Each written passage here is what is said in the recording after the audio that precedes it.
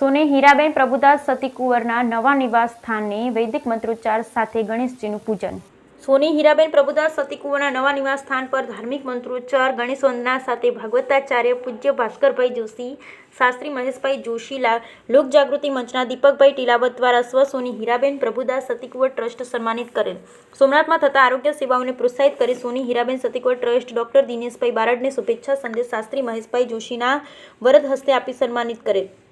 વેરાવળના સોની હીરાબેન પ્રભુદાસ સતીકુંવરના નવા નિવાસસ્થાન પર ધાર્મિક મંત્રોચ્ચાર, ગણેશ પૂજન અર્ચન સાથે કુંભ મૂકી નવા નિવાસસ્થાન પર ગૃહ પ્રવેશ મુહૂર્ત કરેલ। આ અવસર પર સોમનાથ મહાદેવ શ્રાવણ માસ શુભારંભની દર સોમવારે સ્વ પૂનમબેન ધાણક, સ્વ અરવિંદભાઈ પ્રભુદાસભાઈ સતીકુંવર પ્રેરિત સ્વ સોની હીરાબેન પ્રભુદાસ સતીકુંવર સેવા ટ્રસ્ટ અધ્યક્ષ શ્રી સોની દિલીપકુમાર વસંતરાય ચલ્લા, સોની ગીતાબેન દિલીપભાઈ ચલ્લા, રાયપુર સોરઠવાડા દ્વારા થતા આરોગ્ય સેવા તેમજ અન્ય આરોગ્યલક્ષી કાર્યને ગુજરાત રાજ્ય મુખ્યમંત્રી ભૂપેન્દ્રભાઈ પટેલ દ્વારા સમર્થન પ્રાપ્ત થયેલ।